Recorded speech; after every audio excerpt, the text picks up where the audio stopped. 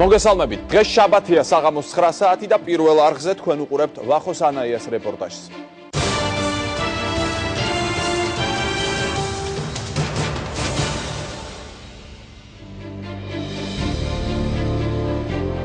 უშვილობის პრობლემა საქართველოში. ჩვენს ქვეყანაში ყოველი მეხუთე წყვილი უშვილოა. უშვილობის გამომწვევი მიზეზები. უშვილობის მიზეზი წყვილში შესაძლებელია იყოს არა მხოლოდ ქალი, ასევე მამაკაციც. კურნალობის თანამედროვე მეთოდები. ლაპარასკოპიის დროს შესაძლებელია იქნეს და ნანახეს იმისთან რა პათოლოგია და ესეთი პრობლემა, რაც სხვა რაიმე სხვა კვლევით ვერ ხერხდებოდა მისი დადგენა. სუროგატი დედები და ხელოვნური განაყოფიერების გზით დაბადებული ბავშვები საქართველოში. რატომ მიმართავენ უშვილო წყვილები სახალხო მკურნალებს და რა უჯდებათ ალტერნატიული მკურნალობა? მიმართავენ ექიმბაშებს, იმიტომ რომ ექიმბაშთან მკურნალობა გაცილებით უფრო იაფი უჯდება. შვილად აყვანა, პრობლემები და პროცედურები.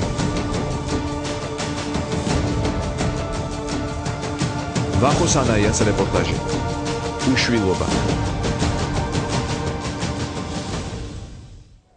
მსოფლიო ჯანდაცვის ორგანიზაციის მონაცემით ყოველი მეხუთე წყვილი უშვილოა. ეს პრობლემა საქართველოშიც სერიოზულად დგას. წყვილთა უნაყოფობის მიზეზი დაახლოებით 50% ქალის ან მამაკაცის რეპროდუქციული სისტემის პათოლოგიაა, ხოლო შემთხვევების 10%-ში ორივე მათგანის. ჩვენი რეპორტაჟის პირველი ნაწილი. უშვილობა ორგანიზმში არსებული სხვადასხვა ცვლილების შედეგია, რომელიც ქალს ან მამაკაცს ხშირად არ აწუხებს, მაგრამ ეს ცვლილებები განაყოფიერებას ხელს უშლის. წყვილი უნაყოფოდ ითვლება, თუ ერთწლიანი რეგულარული სქესობრივი კონტაქტის შემდეგ ორსულობა არ დგება. ჯანდაცვის მსოფლიო ორგანიზაციის მონაცემით ყოველი მეხუთე წყვილი უშვილოა. საქართველოში ყოველი 100 წვილიდან 15-20 წვილს შვილი არ ჰყავს. მატულობს თუ არა რიცხვი? კი, მატულობს ნამდვილად. იმიტომ რომ პირველ რიგში გაუმჯობესდა დიაგნოსტიკა ამ მდგომარეობებისა, მისი გამოვლენა, ამიტომ რიცხვი იზრდება. შეიძლება ჩვენ რამოდენიმე წლის წინ მაგის საშუალება არ გქონდა, რომ გამოგვევლინა უფრო ზუსტად. და მთელი მსოფლიოს მონაცემებით კი უშვილობის პრობლემა ეგ არის მზარდი პრობლემა და ესეთი რიცხვი წყვილების იზრდება. უნაყოფობის ყველაზე გავრცელებული ფორმა ჰორმონული დარღვევებით გამოწვეული უშვილობაა. ჰორმონული დარღვევები ვიზუალურადაც ადვილად შესამჩნევია. როცა ქალებში მამაკაცის ჰორმონების ჭარბობს, ქალებს თმიანობა და ცხიმიანობა აღენიშნებათ. ენდოკრინული დარღვევები გამოვლინდება ისეთი პრობლემებით, მაგალითად ქალებში, როგორიც არის ანოვულაცია, ან მარტივად რომ ვთქვათ, კვერცხუჯრედის მომწიფების შეფერხება საკვერცხეში. შესაბამისად მოჰყვება ციკლის დარღვევები, შესაბამისად ამის განმაპირობებელ სხვადასხვა ფაქტორთა შორის მოიაზრება ჰიპერანდროგენია, ანუ ანდროგენების მამაკაცის სასქესო ჰორმონების ჭარბი პროდუქცია. უნაყოფობა შეიძლება ცხოვრების არაჯანსაღმა წესმა, თამბაქოს ან ნარკოტიკული საშუალებების მოხმარებამ გამოიწვიოს. ქალებისთვის სასურველი არც ბევრი პარტნიორის ყოლა არ, რადგან ასეთ დროს შესაძლოა ანტისპერმული ანტისხეულები გამოიყოს და განაყოფიერება აღარ მოხდეს. ხშირია შემთხვევები, როცა არასწორად შერჩეული კონტრაცეპტივები უნაყოფობის მიზეზი ხდება. ჰორმონალური ტაბლეტები მიუხედავად იმისა, რომ ჩვენ გვაქვს ბევრი ინფორმაცია იმის შესახებ, რომ არანაირ ცუდ ზეგავლენას არ ახდენს ორგანიზმზე, სამწუხაროდ გარკვეულ ზეგავლენას ახდენს.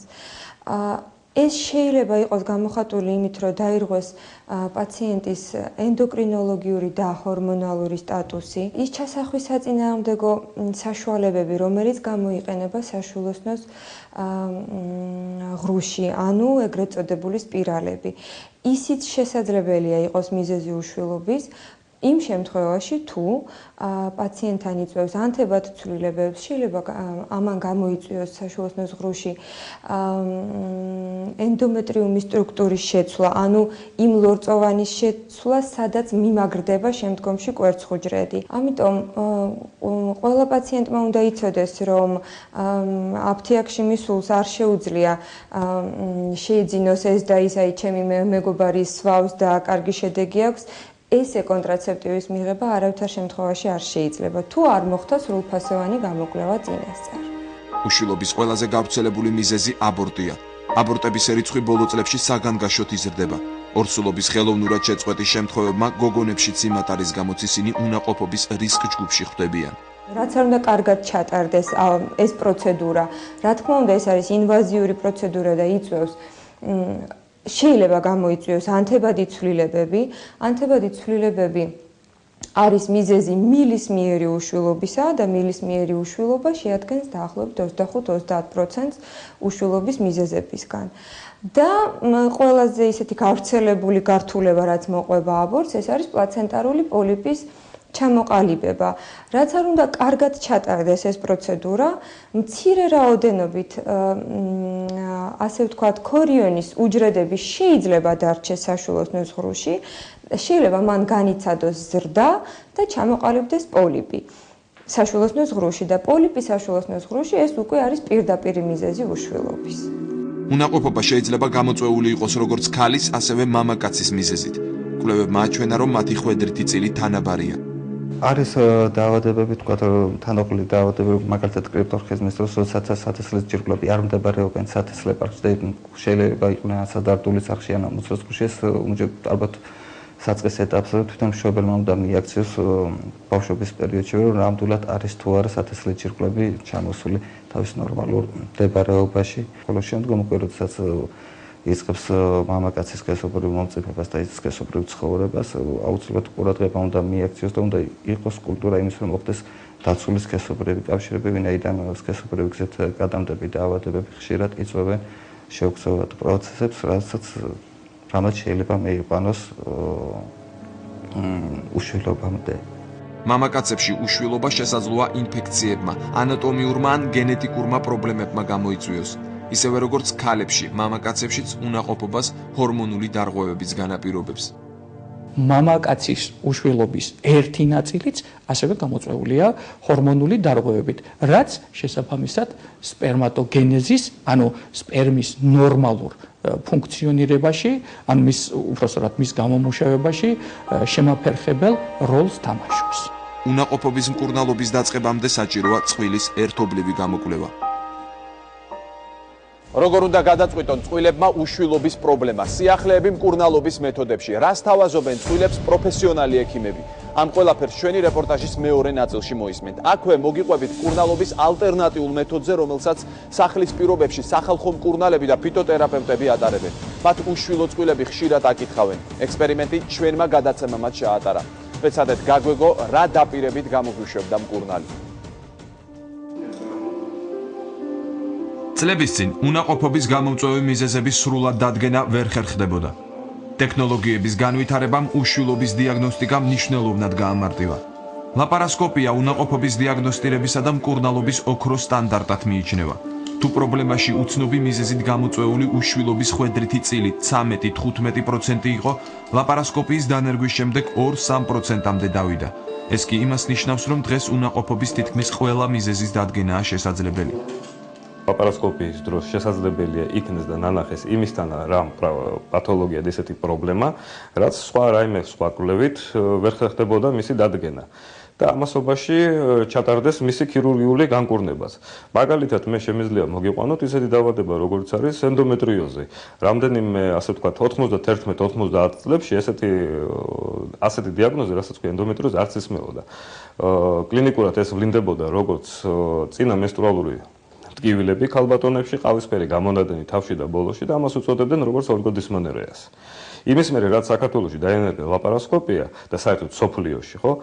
ანუ ეს დიაგნოზი როგორც ენდომეტრიოზი უკვე წამოვიდა წინა პლანზე.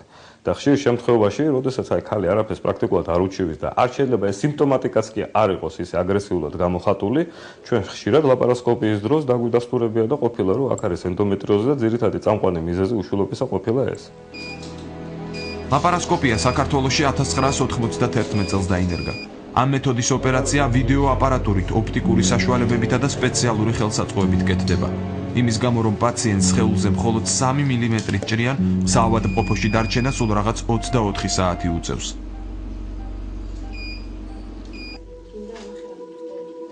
ჩვენს რესპონდენტს 4 წლის განმავლობაში შვილი არ უჩნდებოდა. ვერ მოხერხდა მისთვის სწორი დიაგნოზის დასმა. მხოლოდ ლაპარასკოპიით დადგინდა, რომ ენდომეტრიოზი ჰქონდა.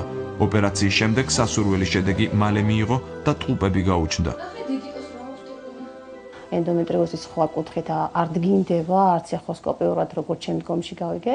მiracle ეს ზუსტი დიაგნოზა და შესაბამისად ზუსტი დიაგნოზის საფუძველზე უკვე შესაბამისი მკურნალობა დავიწყეთ და შედეგი რაღაც გარკვეული პერიოდის შემდეგ ფაქტია, აგერ ტყუპები მყავს ქალვაში.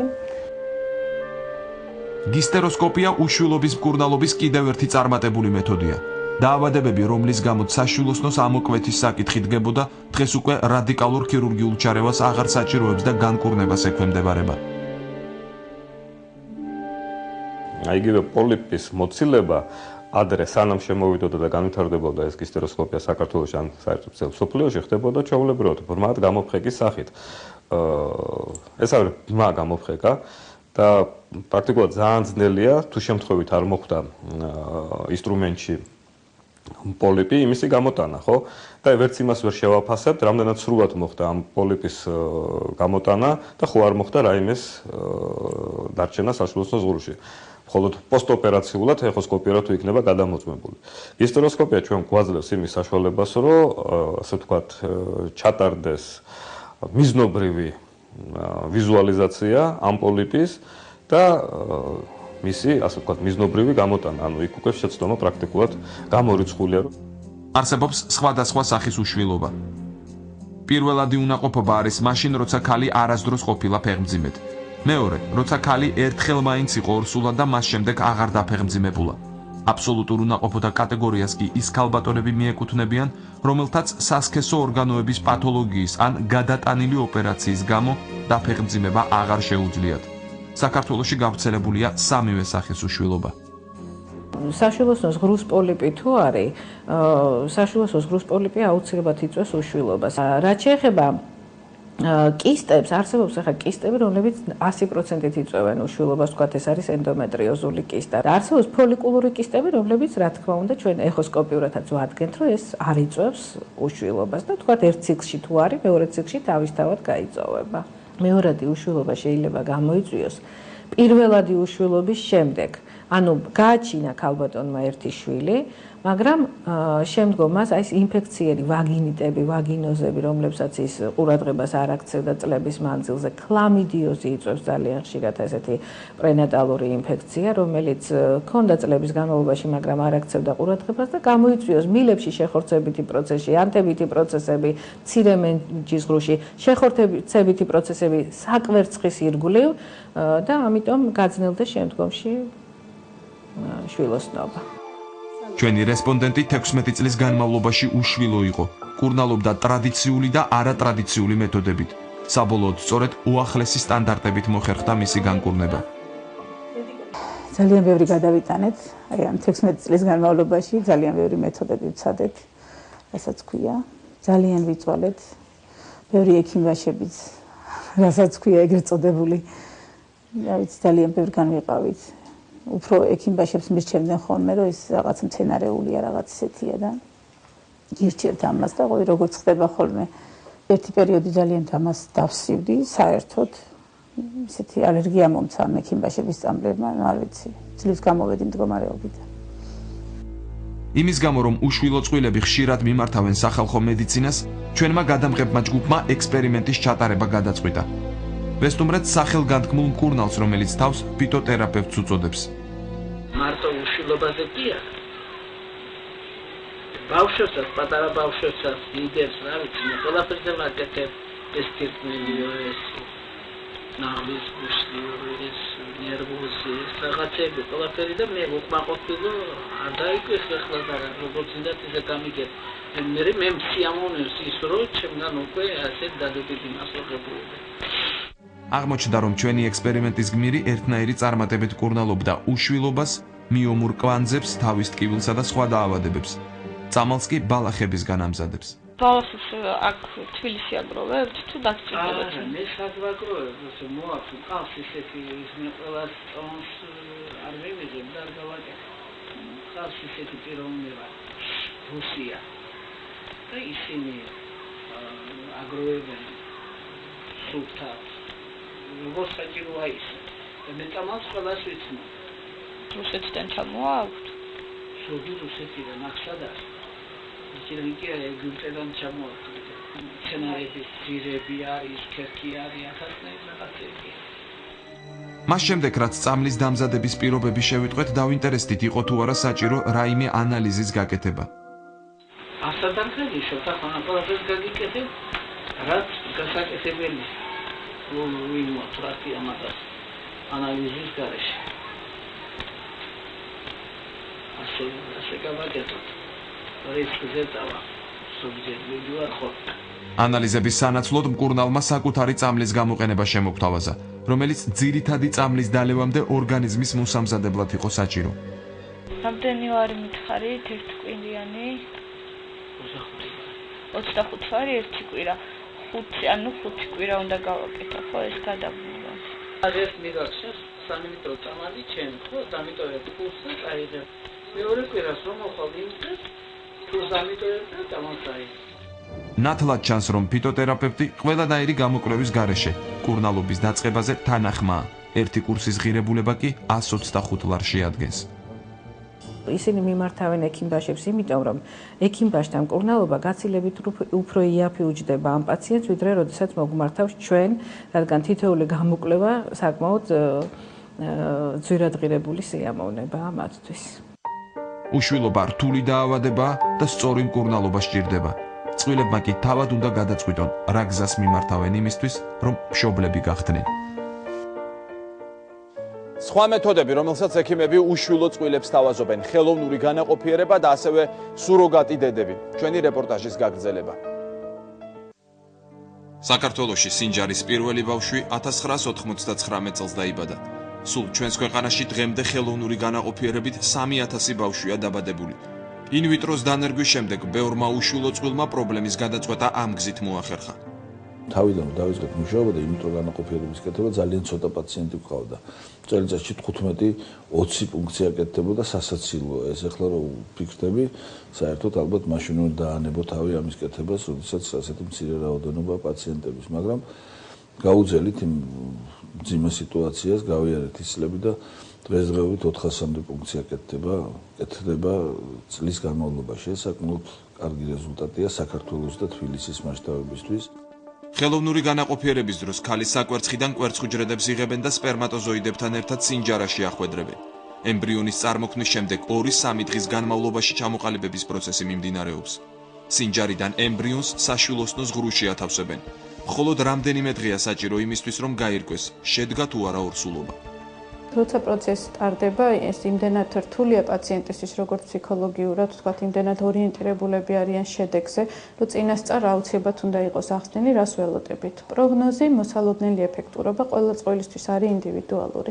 ეს არის დამოკიდებული უპირველეს ყოვლისა ქალის ასაკზე, როგორც ბატონმა გიამ აღნიშნა, დროულ მომართვას ძალიან დიდი მნიშვნელობა აქვს. შესაბამისად, გარკვეულად თუ ეს არის წყვილი და 30 წლამდე, მათთვის ალბათობა იმდენად მაღალია, რომ ორსულობა შედგება, რომ რამდენჯერადაც ეს პროცედურა რეკომენდირებულია. თუ ქალი არის 42 წლის და მას პირველ ცდაზე უკვე თვალნათლივ ჩანს, რომ საკვერცხე სტიმულაციას არ პასუხობს, კვერცხუჯრედების ხარისხი არ ვარგა, ემბრიონია არა გვაქვს საერთოდ, ხო, მას აღარ ურჩევთ, რომ გაიმეოროს ეს პროცედურა უკვე იმაზე დაყრდნობით, თუ რა არის კონკრეტულად მის ანალიზებში, ან თუნდაც წინა სტიმულაციაში. თავდაპირველად ხელოვნური განაყოფიერება ქალების უშვილობის პრობლემის გადასაჭრელად დაინერგა. დღეს ინვიტროს მამაკაცის უნაყოფობის პრობლემის გადაწყვეტად შეუძლია. ძნელია ვთქვათ იმ ტიპის დარღვევები, რომლის დროსაც ინვიტრო განაყოფიერება არ გამოიყენება, როგორც ქალის, ასევე მამაკაცის შემთხვევაში. ისეთ მამაკაცებს, რომელსაც აზოოსპერმიის დიაგნოზი ჰქონდათ დასმული, აღმოჩნდა, რომ მათ 80%-ში შეუძლიათ ყავდეთ თავისი გენეტიკური შვილი. ანუ შესაძლებელია ოპერაციული გზით მივიღოთ მათივე გენეტიკური უჯრედი, ანუ სპერმატოზოიდი და მოხდეს მისი მეუღლის კვერცხუჯრედის განაყოფიერება და მათი გენეტიკური ცოლის და ქვის გენეტიკური შვილის ყოლა. არსებობენ კვერცხუჯრედისა და სპერმის დონორები, მაგრამ ინვიტრო განაყოფიერების ეფექტიანობის გამო დონაციაზე მოთხოვნა არც ისე დიდია. უფრო მეტია იმ წყვილების რაოდენობა, რომლებიც სუროგატ დედას საჭიროებენ. საკმაოდ ხშირია მოთხოვნა, მაგრამ ყველა წყვილი ვერ სარგებლობს ამ მეთოდით, აი ამ ისევ ამ დიდ თანხებთან დაკავშირებული, რადგან არის ეს ყველაფერი. წყვილის ხარჯი მთლიანობაში, მედიკამენტები, კლინიკის მომსახურება, სუროგატ-დედის სარჩო თანხა, მშობიარობის თანხა, რა თქმა უნდა, დაახლოებით 25000 ლარამდე ადის. სუროგატი დედა შეუძლია იყოს ქალს, რომელიც არის 35 წლამდე ასაკის და აუცილებლად უნდა ყავდეს საკუთარი შვილი და რა თქმა უნდა იყოს ჯანმრთელი. ასევე უნდა ქონდეს ოჯახში შესაფერისი პირობები, მხარს უნდა უჭერდნენ თავის ოჯახის წევრები ამ გადაწყვეტილებაში. სუროგატი დედა არის ქალი, რომლის საშვილოსნოში გამოზრდის მიზნით გადააქვთ სხვა ქალის კვერცხუჯრედიდან მიღებული 3 დღის ემბრიონი. სუროგატი დედა და ბავშვი, რომელიც იზრდება მის საშვილოსნოში, არ წარმოადგენენ ერთმანეთის გენეტიკურ ნათესავებს. ჩვენმა რესპონდენტმა, რომელიც სუროგატი დედაა, ვინაობის გამხელა არ ისურვა. გადაწყვეტილება მუცლით ეტარებინა სხვა ქალიშვილი ფინანსური დაინტერესების გამო მიიღო და ახლა უკვე 5 თვის ფეხმძიმეა. მე თავიდანვე გავაცნობიერე, რომ ეს ბავშვი არ არის ჩემი, არ აქვს ჩემი არანაირი გენეტიკა და არის სხვისი. მე ვცხოვრობ ახლა ქირით და მარტო ვცხოვრობ ბავშვთან ერთად. და არ ჩავდივარ სოფელში, რომ ვინმე არ დამინახოს, თუმცა ჩემება იციან, მაგრამ მაინც ვერ იდები ხალხს. სუროგატი დედა გადაწყვეტილებას იმ პერიოდში იღებს, როცა უნდა კონდეს რამე შემოსავალი და იმიტომაც რომ ჩადის ის კეთილსაქმეს და ჩადის ღმერთისგან მისაღებს საქმეს. ანუ საერთო თანხას ვიღებ ყოველდღე 300 ევროს, სუნთლიანობაში გამოდის 7000 euро. ვიდრე ქალი სუროგატი გახდება, გამოკვლევები უტარდება. მასთან მუშაობს ფსიქოლოგიც. საბოლოოდ წყვილი აკეთებს არჩევანს, ვინ იქნება მათი გენეტიკური შვილის სუროგატი დედა.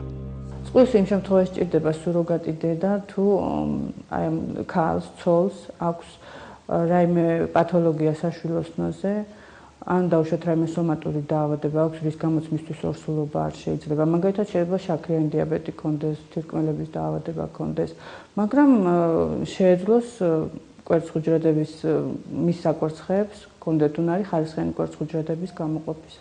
ამ შემთხვევაში ამ ქალს შეუძლია თავის საკუთარი გენეტიკური შვილი იყოლიოს სუროგატი დედის საშუალებით. თავისმა ექიმმა უნდა დაუსვას დიაგნოზი და უთხრას, რომ მას ესაჭირება სუროგატი დედა. ამ შემთხვევაში უკვე წყვილი მოგმართავს ჩვენ და დაუყოვნებლივ ხდება წვილის დაკმაყოფილება სუროგატი დედით. თუ სუროგატი დედის საშვილოსნოზე ემბრიონის მიმაგრება მოხდა, წვილს 9 თვის შემდეგ საკუთარი შვილი ეყოლება. საქართველოს კანონით ჯანმრთელობის შესახებ სუროგაცია ნებადართულია და დაბადების მოწმობაში ბავშვის მშობლებად გენეტიკური დედმამა იწერება. როცა წვილებს ბავშვი არ უჩნდებათ, რჩება კიდევ ერთი გზა, შვილად აყვანა. რა ვითარება გვაქვს საქართველოში ამ მხრივ? რა პროცედურაა გასავლელი ბავშვის ასაყვანად? რამდენად მარტივია ეს პროცედურა და რომელ ეტაპზე გვხვდება პრობლემები? ჩვენი რეპორტაჟის მომდევნო ნაწილი. საქართველოში 1900-მდე წყვილი თუ მარტო ხელა ადამიანი ბავშვის შვილად აყვანის რიგში დგას. იმის პერსპექტივა, რომ რიგი მალე გაივლის, ძალიან მცირეა. წელიწადში გასაშვილებელი სტატუსი 50-მდე ახალშობილსა და მცირეწლოვანს ენიჭება. ამ რიცხვის გაზრდა სპეციალისტები არც მომავალში ვარაუდობენ. გარკვეულწილად ცხოვრების დონის ამაღლება იწვევს იმას, რომ ნაკლები გასაშვილებელი, ნაკლები ოჯახი არის ისეთი, რომელიც უკვე დღეს ბავშვს დატოვებს და იტყვის მასზე უარს, ან მიატოვებს სხვადასხვა ფორმით. შესაბამისად ესეც კლებულობს. რაც სახელმწიფო პოლიტიკა განისაზღვრა ახლებურად, განისაზღვრა ახალი პრინციპები შვილად აყვანის სფეროში, არა მხოლოდ მთლიანად ბავშვზრუნვის სისტემაში და განისაზღვრა, რომ შვილად აყვანა არის პრიორიტეტული ოჯახის შემდგომ, ბიოლოგიური ოჯახის შემდგომ. არსებული ბავშვები, რომლებიც ბავშვთა სახლებში ირიცხებოდა სახელმწიფო ზრუნვის სისტემაში, გავრცელდა მათი ახალი კანონმდებლობა. და ამ ბავშვების მიმართ, სადაც საჭირო იყო გამოყენებული იქნა გაშვიდების მექანიზმი და ეს ბავშვები დავინავდნენ ოჯახში. თუმცა ამ ბავშვების ციფრი კლებულობს იმის გამო, რომ სახელმწიფო იდეა არის, რომ რაც შეიძლება ნაკლები ბავშვი იყოს სახელმწიფო ზრუნვის სისტემაში და მით უმეტეს იყოს ბავშვთა სახლში. უშვილო წყვილების პრობლემა მხოლოდ საქართველოს თავსატეხი არ არის. მაგალითად, გერმანიაში 1.8 milion ადამიანი ელოდება შვილის აყვანას. საფრანგეთში კიდევ უფრო მეტი. განვითარებულ ქვეყნებში ფაქტობრივად არავინ ტოვებს ახალშობილს სამშობიაროში. შესაბამისად, წყვილები ცდილობენ ახალშობილის საზღვარგარეთ იპოვონ. ჩვენ უნდა ვიმუშაოთ იმაზე, რომ საერთაშორისო გაშვილების კუთხით შევეცადოთ აი ამ რიგის ამ მოთხოვნილების დაკმაყოფილებას. დაახლოებით წელიწად ნახევრის წინ საქართველოს პარლამენტმა შვილად აყვანის შესახებ კანონმდებლობა შეცვალა, მაგრამ პრობლემას მხოლოდ კანონმდებლობის შეცვლა ვერ წყვეტს. შვილებელთა გრძელი რიგის მიზეზი დეპუტატების აზრით სხვა ფაქტორებთან ერთად გასაშვილებელი ბავშვების სიმცირეცაა. სირთულე არის ის, რომ თხოვნელი, მსურველი ბავშვის აყვანის რაც თავისთავად არის ძალიან კარგი და კეთილშობილური საქმე, ბევრია. მაგრამ ასეთი სტატუსის მქონე ბავშვი არის ცოტა. ჩვენთან არის გარკვეული ესეთი, მოდი დავარქვათ, არ ვიცი, ეთნოკულტურული თავისებურება თუ ტრადიცია, მაგალითად ბავშვები აყავთ გარკვეულ ასაკამდე. ყველას უნდა დაბალი ასაკის, ჩვილი ბავშვი, უფრო იშვიათია, უფრო მაღალი ასაკის, ეს თავისთავად ამცირებს ამ სეგმენტს, საიდანაც შეიძლება ბავშვები აიყვანონ. ჩვენთან პრაქტიკულად არ არის და გასაგებია ეკონომიკური შედარებით სირთულეების გამო ასეთი ტრადიცია, რომ თქვათ ინვალიდი ბავშვები აიყვანონ და ნავადყოფი ბავშვები აიყვანონ, რაც უცხოეთში საკმაოდ ხშირია. აქედან გამომდინარე იქნება სურათი, როდესაც ბევრია მთხოვნელი, როგორც გითხარი და ვერ ახერხებენ ესენი ბავშვების აყვანას წლების განმავლობაში. შეფასების მომენტში ოჯახი აკმაყოფილებს იმ პირობებს, რომელიც სახელმწიფოს აქვს წაყენებული, მაგრამ იმის გამო, რომ ძალიან დიდხანს უწევთ მათ ლოდინი, ხშირად გადის 3 წელი, 5 წელი უკვე მდგომარეობაც იცვლება. უკვე სხვა პირობებშია ეს წყვილი და შეიძლება აღმოჩნდეს ისეთი მომენტი, რომ უკვე აღარც შეესაბამებოდნენ ისინი იმ კრიტერიუმებს, რომლებიც სახელმწიფოს აქვს წაყენებული მათ მიმართ, ხო? ასე რომ აი ეს ყველაფერი ძალიან ძიმე სურათს გვაძლევს ჩვენ საბოლოო შედეგის თვალსაზრისით. თავარი არის ძალიან სწორად დავისვათ ბალანსი. ერთის მხრივ უნდა გაუქმდეს ის ხელოვნური ბარიერი, აქ საუბარი არის ვადებზე, საუბარი არის პროცედურებზე, რომლებიც თავისი შინაარსით ფაქტობრივად ერთმანეთს იმეორებენ, როდესაც სხვადასხვა უწყებები ერთი და იგივე საკითხზე არიან პასუხისმგებელი და აუცილებელია, რომ ამ უწყებებში გაიაროს გარკვეული კონტროლი, როგორც ოჯახმა, ისე ბავშვმა.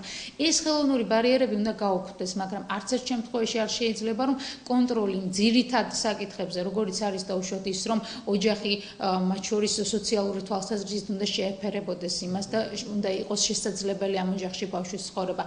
ოჯახი თავისი მენტალიტეტით დაუშვათ უნდა აკმაყოფილებდეს იმ მოთხოვნებს, რომელიც სახელმწიფოს აქვს მშობლების მიმართ, მათ უნდა შეეძლოთ ბავშვის აღზრდა. ასევე საზღვარგარეთ გაშვილების მომენტი, ეს არის ძალიან რთული საკითხი და ძალიან სერიოზული კონტროლი უნდა იყოს დაწესებული. საუბარი იმაზე, რომ თქვა კიდევ უფრო გამარტივდეს კანონმდებლობა, შეიძლება კიდევ უფრო გამარტივდეს, მაგრამ ეს სიმარტივე არ მოიტანს იმ თავარ შედეგს, რომ ვიღაც უცებ აიყვანს შვილს.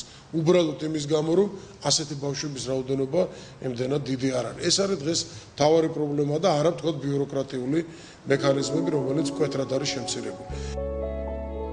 რეკომენდაციები აქვთ არასამთავრობო ორგანიზაციებსაც.